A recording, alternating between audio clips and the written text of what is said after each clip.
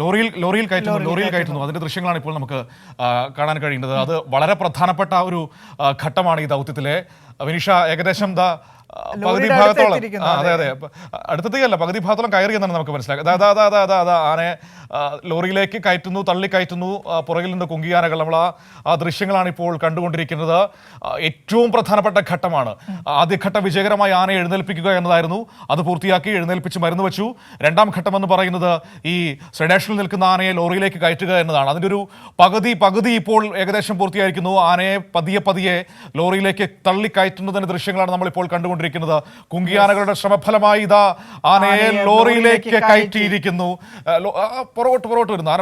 അവിടെ വടംവലി പോലെയാണ്, അങ്ങോട്ട് പോകുന്നു ഇങ്ങോട്ട് വരുന്നു. ഏതായാലും അതൊരു ശ്രമകരമായ ദൗത്യം തന്നെയാണ്. അത് ഏകദേശം ബ്ലോക്ക് ചെയ്തിരിക്കുന്നു. അത് കുങ്കിയാനകൾ ലോറിയുടെ ആ തടി കൊണ്ടുള്ള ആ ഒരു വേലി, അത് വച്ച് അതിനെ ബ്ലോക്ക് ചെയ്ത് ആ ദൗത്യം വിജയകരമായി പൂർത്തിയാക്കിയിരിക്കുന്നു എന്നതാണ് ഏറ്റവും പ്രധാനപ്പെട്ട കാര്യം.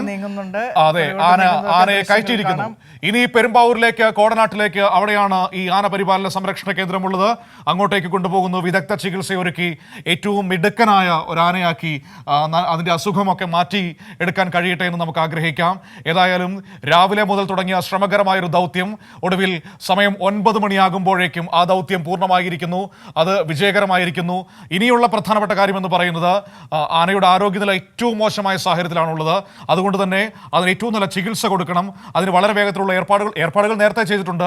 വളരെ വേഗത്തിൽ ഈ അഭയാരണ്യത്തിലേക്ക് തന്നെ പൂർത്തിയായതാണ്. ആന കോടനാട്ടേക്ക് എത്തേണ്ട ഒരു താമസം മാത്രമേ ഉള്ളൂ. കൂട്ടിലിട്ട് വിദഗ്ധ ചികിത്സ നൽകാൻ തന്നെയാണ് നിർദ്ദേശം നൽകിയിട്ടുള്ളത് വനം വകുപ്പ്. ആ കാര്യം തന്നെയായിരുന്നു നേരത്തെ അല്പസമയം മുമ്പ് കെ ശശീന്ദ്രൻ മന്ത്രി മാധ്യമങ്ങളോട് സംസാരിച്ചപ്പോൾ വിശദീകരിച്ചതും. അത്തരത്തിൽ ക്രമീകരണങ്ങളെല്ലാം തന്നെ, ചികിത്സയ്ക്ക് വേണ്ടിയുള്ള എല്ലാ ക്രമീകരണങ്ങളും പൂർത്തിയാക്കിയിട്ടുണ്ട്. ഈ വാഹനത്തിൽ കയറ്റി, അതായത് എലിഫന്റ് ആംബുലൻസിൽ കയറ്റി എത്രയും പെട്ടെന്ന് കോടനാട്ടേക്ക് ആനയെ എത്തിക്കുക എന്നുള്ള ശ്രമകരമായ ഒരു ദൗത്യം കൂടെ, മൂന്നാം ഘട്ടം എന്നൊക്കെ വേണമെങ്കിൽ നമുക്ക് വിശേഷിപ്പിക്കാം. അതാണ് മൂന്നാം ഘട്ടം. അതാണ് ഇനി ഇവിടെ നിന്ന് ഈ വാഹനത്തിൽ കയറ്റുന്ന ആനയെ കോടനാട്ടേക്ക് എത്തിക്കുക. ഏകദേശം ഒരു 10-65 കിലോമീറ്റർ ഉണ്ട് അതിരപ്പള്ളിയിൽ നിന്ന് വേണം നമ്മൾ മനസ്സിലാക്കാൻ കോടനാട്ടേക്ക്. അപ്പോൾ ആ ദൂരം സഞ്ചരിക്കേണ്ടതുണ്ട്. അത് വളരെ വേഗത്തിൽ അങ്ങോട്ടേക്ക് എത്തി. പ്രാഥമികമായി തന്നെ ആനയ്ക്ക് മരുന്ന് വച്ചിട്ടുണ്ട്. അതായത് ഇനിയിപ്പോൾ ഈ സെഡേഷൻ പോകുന്നതിന് മുൻപ്, പൂർണ്ണമായിട്ടും മാറുന്നതിന് മുൻപ്, ഈ യാത്രാ സഞ്ചാര മധ്യേ വെയിലാണ്. അതുകൊണ്ട് എത്രയും പെട്ടെന്ന് തന്നെ തിരക്ക് പിടിച്ച റോഡാണ്. തിരക്ക് പിടിച്ച റോഡിലൂടെ നാഷണൽ ഹൈവേയും കടന്നു വേണം കയറി പോകാൻ. ഒരു പക്ഷേ നേരെ മലയാറ്റൂർ വഴിയുള്ള, അതായത് ചാലക്കുടിയിൽ വന്ന് അങ്കമാലി എത്തി അവിടെ നിന്ന് ഒരുപക്ഷെ മലയാറ്റൂർ ഭാഗം വഴിയായിരിക്കാം കടന്നു പോവുക. കാരണം MC റോഡും ഹൈവേയും ഒഴിവാക്കി ആ ഭാഗത്തൂടെ ആയിരിക്കാം ഒരുപക്ഷെ കടന്നു പോകാനുള്ളൊരു സാധ്യത നമ്മൾ കാണേണ്ടതുണ്ട്. ഏതായാലും വളരെ വേഗത്തിൽ തന്നെ അതിനുള്ളൊരു ശ്രമകരമായ ദൗത്യത്തിലേക്ക് കടന്നിരിക്കുന്നു എന്നതാണ് ഏറ്റവും പ്രധാനപ്പെട്ട കാര്യം. ഏതായാലും ഇപ്പോഴും ആന പൂർണ്ണമായും ലോറിയിൽ കയറ്റിയെങ്കിൽ പോലും അതിന്റെ ഒരു ശ്രമം നടക്കുന്നുണ്ട്. അതുകൊണ്ടാണ് കുങ്കിയാനകൾ ഇങ്ങനെ തള്ളിക്കൊണ്ടിരിക്കുന്നത്. അതെ, ഈ മയക്കുവെടിയേറ്റ ആനയുടെ ഭാഗത്തുണ്ടാകുന്നുണ്ട്. അത് ബ്ലോക്ക് ചെയ്യാനുള്ള എല്ലാ ശ്രമങ്ങളും കുങ്കിയാനകളും നടത്തുന്നുണ്ട്. RRT സംഘം ഈ വാഹനത്തിന്റെ ചുറ്റുപാടുമുണ്ട്. അല്പസമയത്തിനകം തന്നെ അവിടെ നിന്ന്, അതായത് ഈ വെറ്റിലപ്പാറയിൽ നിന്ന് കോടനാട്ടേക്ക് പോകാനുള്ള എല്ലാ ക്രമീകരണങ്ങളും നമുക്ക് സങ്കടം തോന്നും. ഒരു ജീവനാണ് അവിടെ നിൽക്കുന്നത്. അത് ഏറ്റവും വിഷമം തോന്നും.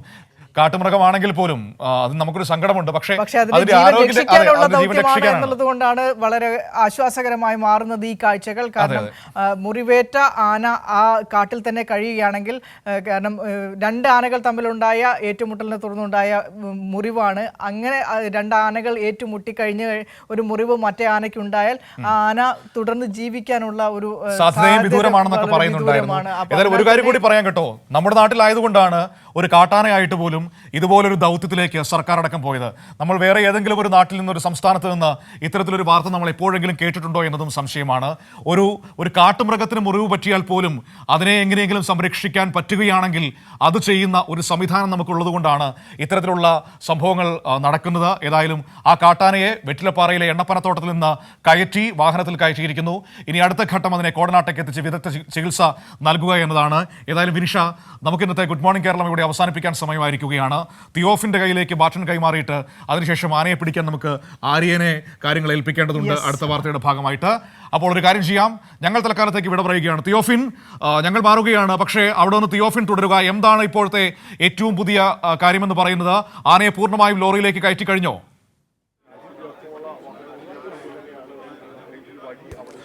ശരി മനു, അതായത് ആദ്യഘട്ടം ആനയെ മയക്കുവെടി വെച്ച് വളരെ സേഫായി തന്നെ ലോറിയിൽ കയറ്റുക എന്നതായിരുന്നു ഇവിടെയുള്ള ആദ്യത്തെ ഘട്ടം, വെറ്റിലപ്പാറയിൽ നടത്തേണ്ട ഘട്ടം.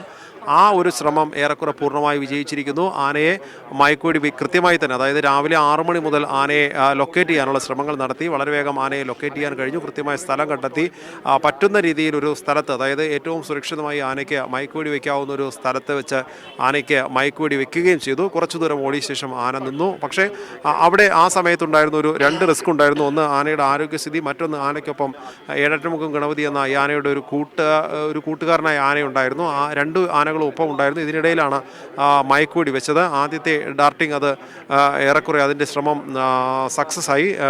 മയക്കുവെടി കൊണ്ട് ആന മുന്നോട്ട് ഓടി. ആ ആനയ്ക്കൊപ്പം തന്നെ ഏഴാറ്റുമുഖം ഗണപതിയും ഓടുന്നു. രണ്ടുപേരും ഇപ്പോൾ നമ്മൾ ഈ ആനയെ ലോറിയിൽ കയറ്റുന്ന ഈ ഭാഗത്തേക്ക് എത്തി ഏറെ നേരം അവിടെ നിന്നു. പക്ഷേ ഈ നമ്മുടെ പരിക്കേറ്റ ആന മയങ്ങി ആടി തുടങ്ങിയപ്പോൾ തന്നെ മറ്റേ ആനയ്ക്ക് സുഹൃത്തിന് എന്തോ സംഭവിച്ചു എന്നൊരു ബോധ്യം വന്നു. അതിനുശേഷം ഈ ആന മറ്റേ ആനയെ വിട്ടുപോകാതെ നിൽക്കുകയായിരുന്നു, ചേർന്ന് നിൽക്കുക. അതായത് നമ്മൾ കാണാം കൊച്ചുകുട്ടികൾ തോളിൽ കയറ്റി ഒപ്പം ചേർന്ന് നിൽക്കാറുള്ളത് പോലെ ഈ ആന ഒപ്പം അതിൻ്റെ മസ്തകം കൊണ്ട് മറ്റേ ആനയെ താങ്ങിക്കൊണ്ട് നിൽക്കുന്നു.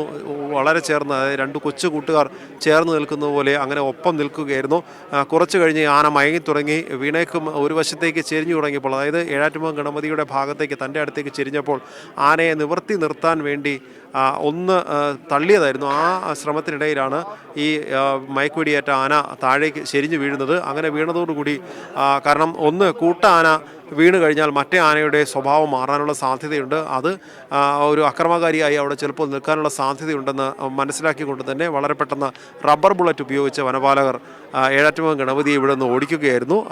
തിരിച്ച് ആന വന്നേക്കാനുള്ള ഒരു സാധ്യതയുണ്ടെന്നുള്ള ഒരു മുന്നറിയിപ്പ് വനംവകുപ്പ് നൽകുകയും ചെയ്തു. അതിനുശേഷമാണ് ഈ ആന കിടക്കുന്ന ഭാഗത്തേക്ക് ആനയെ എഴുന്നേൽപ്പിക്കാനുള്ള ശ്രമം നടക്കുന്നു. സമാന്തരമായി തന്നെ ഇവിടേക്ക് ലോറി എത്തിക്കാൻ വേണ്ടി JCB ഉപയോഗിച്ച് വഴി ശരിയാക്കുന്നു. ആ വഴി ശരിയാക്കിയ ശേഷം ലോറി ഇവിടേക്ക് എത്തിക്കുന്നു. അതിനിടയിൽ തന്നെ ആനയ്ക്ക് ഒരു പ്രാഥമിക ചികിത്സ നൽകി, മരുന്നൊക്കെ നൽകിക്കൊണ്ട് ആനയെ എഴുന്നേൽപ്പിക്കാനുള്ള ശ്രമം നടത്തി. കുങ്കിയാനകളുടെ കൂടി സഹായത്തോടു കൂടി ആനയുടെ ദേഹത്ത് വെള്ളവും ഒഴിച്ച് ആനയെ ആ മയക്കം, സെഡേഷൻ കുറയ്ക്കാൻ, അതായത് സെഡേഷൻ അവിടെ നിൽക്കുമ്പോൾ തന്നെ മയങ്ങി വീണ് കിടക്കുന്ന മയക്കത്തിൽ നിന്ന് വിട്ടുണർന്ന് ആനയെ എഴുന്നേൽപ്പിച്ച് നിർത്താനുള്ള ഒരു ശ്രമത്തിൻ്റെ ഭാഗമായുള്ള ആ പ്രോസസ്സ് നടന്നുകൊണ്ടിരുന്നത്. അതിനുശേഷം ആന എഴുന്നേറ്റു. വളരെ അതോടുകൂടി തന്നെ വലിയൊരു ആത്മവിശ്വാസവും സന്തോഷവും എല്ലാവർക്കും ഉണ്ടായി, ഈ ദൗത്യസംഘത്തിനുണ്ടായി. ആന എഴുന്നേൽപ്പിച്ച് നിർത്തുമ്പോൾ തന്നെ കുങ്കിയാനകൾ കൊണ്ട് ശബ്ദമുണ്ടാക്കിച്ചു കൂടിയാണ് ഈ ആനയെ എഴുന്നേൽപ്പിച്ചത്. ആനയുടെ ദേഹത്ത് വെള്ളമൊഴിച്ചും അങ്ങനെ എഴുന്നേൽപ്പിച്ചു. ആന എഴുന്നേറ്റതോടുകൂടി വലിയ സന്തോഷം ദൗത്യസംഘത്തിനുണ്ടാകുന്നു. അതിന് പിന്നാലെ പതിയെ ആനയെ നീക്കി കുങ്കിയാനകളെ കൊണ്ട് ആനയെ തിരിച്ച് അതിനെ ഒരു ദിശയിലേക്ക്, ലോറിയുടെ ദിശയിലേക്ക് തന്നെ മാറ്റുകയും അങ്ങനെ പതിയെ പിന്നിൽ നിന്ന് തള്ളി ആനയെ ലോറിയിലേക്ക് കയറ്റി. അല്പസമയത്തിനകം ആനയ്ക്കറിയാം ആന മയങ്ങി നിൽക്കുന്നുണ്ടെങ്കിൽ കൂടി ഈ എഴുന്നേറ്റ് നിന്നതോടുകൂടി ആ ഒരു ദൗത്യത്തിൻ്റെ ഒരു ഘട്ടം വിജയിച്ചിരുന്നു.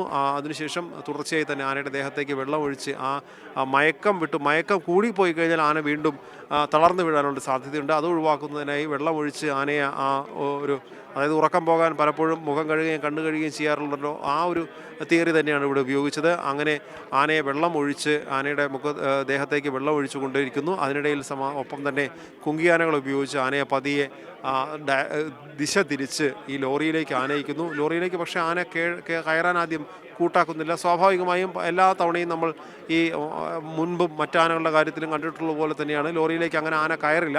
അപ്പോഴാണ് ഈ കുങ്കിയാനകൾ പതിയെ തള്ളി കയറ്റുക. അതിനുള്ള പ്രത്യേക പരിശീലനം കുങ്കിയാനകൾക്ക് നൽകിയിട്ടുണ്ട്.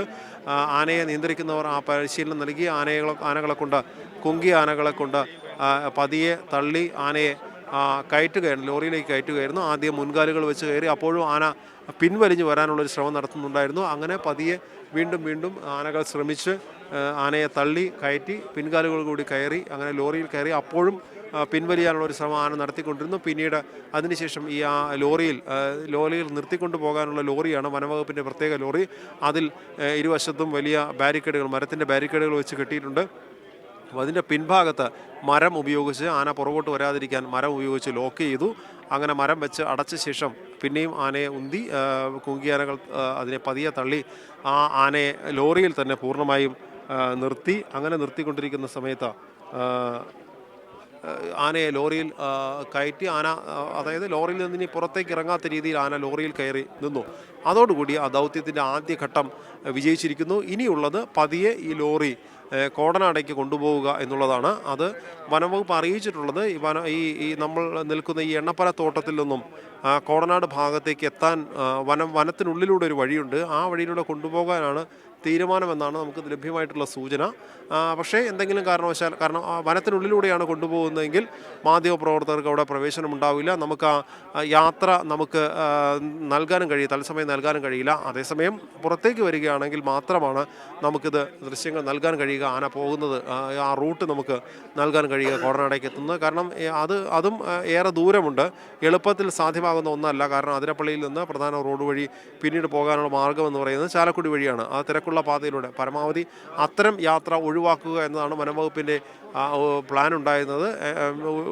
കൂടുതലും സാധ്യത ആ വനത്തിനുള്ളിലുള്ള റോഡിലൂടെ കോടനാടേക്ക് കൊണ്ടുപോകാനാണ്. അതാണ് യാത്രയുടെ മറ്റ് തടസ്സങ്ങളും കാര്യങ്ങളും ഒഴിവാക്കാനും പ്രധാന റിസ്ക് ഒക്കെ ഒഴിവാക്കാൻ വനംവകുപ്പിനെ സംബന്ധിച്ച് നല്ലത് അതാണ്. അതുകൊണ്ടാണ് അങ്ങനെ ഒരു തീരുമാനത്തിലുള്ളത്. മറിച്ചൊരു തീരുമാനം ഉണ്ടായാൽ മാത്രമാണ് നമുക്ക് ഇങ്ങോട്ട് കാണാൻ കഴിയുക. അല്ലാത്ത പക്ഷം വനംവകുപ്പിൻ്റെ സംഘം ഈ ലോറി RRT ഉദ്യോഗസ്ഥരുടെ RRT സംഘത്തിൻ്റെ കൂടി പിന്തുണയോടുകൂടി വനത്തിനുള്ളിൽ കൂടി കോടനാടേക്ക് കൊണ്ടുപോകാനാണ് ഒരു സാധ്യത നിലവിലുള്ളത്. എന്തായാലും ഇനി അടുത്ത ഘട്ടം എന്ന് പറയുന്നത് സുരക്ഷിതമായി ഈ ലോറിയിൽ ആനയെ കോടനാട് എത്തിക്കുക.